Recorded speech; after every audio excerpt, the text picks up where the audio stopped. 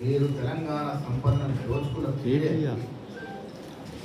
స్థాయిని మరిచి దేశం కాంగ్రెస్ కోసం సర్వ పార్టీపై సంపదను తీవ్ర త్యాగం విమర్శలు చేస్తున్నారని పిసిసి ప్రెసిడెంట్ మహేష్ కుమార్ గౌడ్ దేశం బాగుండాలనే ప్రధానమంత్రి పదవిని 2004లో సోనియా గాంధీ గారు, 2009లో రాహుల్ గాంధీ గారు త్యాగం చేసినటువంటి ఘనమైన చరిత్ర కన్నటువంటి గాంధీ కుటుంబం మీద నువ్వు ఏ అర్హతతో మాట్లాడుతా ఉన్నావు?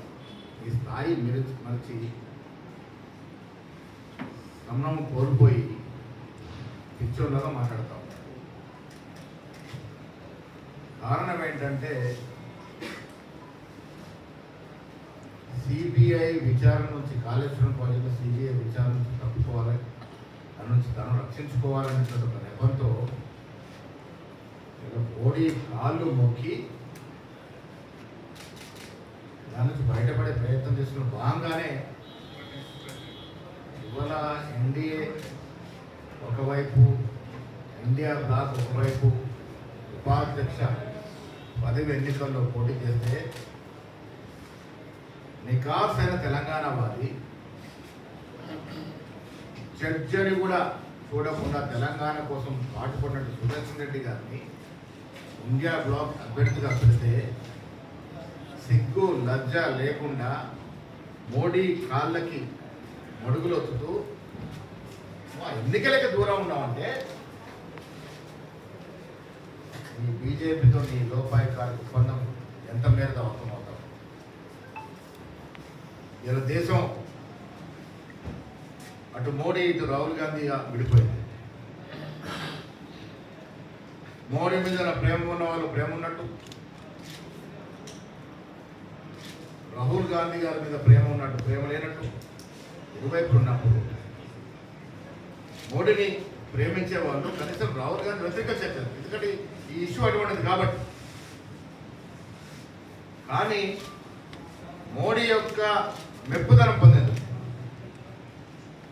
మోడీతో కాళ్ళ బేరం కుదుర్చుకున్న నీవు ఇలా రాహుల్ గాంధీ గారిని విమర్శించి మోడీ దృష్టిలో పడేందుకు నీ తపన ప్రజలకు అర్థమవుతావు.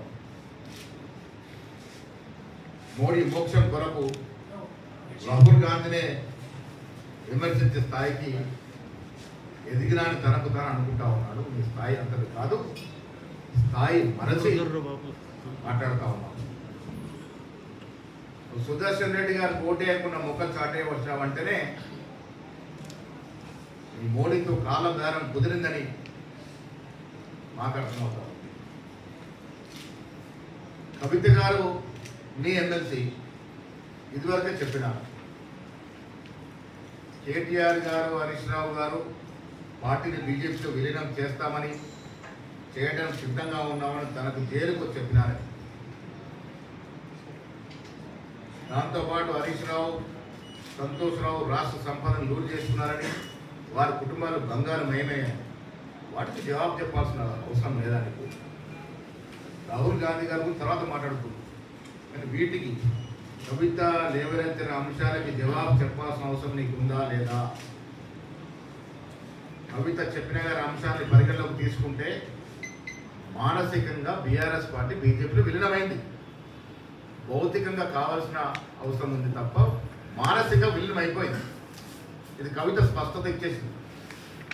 సో మీరు మానసికంగా విలీనమైనారు కాబట్టి రాహుల్ గాంధీ గారు విమర్శించాలని, తద్వారా మోడీ మెప్పు పొందాలని, తద్వారా సిబిఐ నుంచి విచారణ నుంచి బయటపడాలని ఈ కుతంత్రంలో భాగంగానే నువ్వు రాహుల్ గాంధీ మీద గలమెత్తి మాట్లాడుతావు.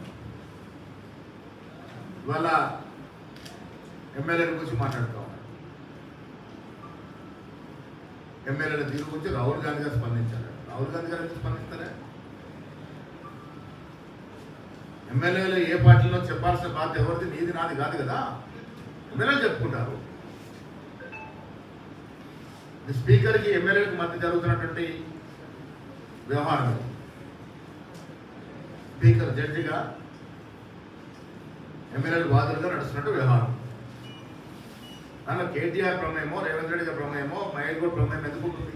ఎమ్మెల్యేలు స్పష్టత ఇస్తారు ఏ పార్టీలో ఉన్నట్లే.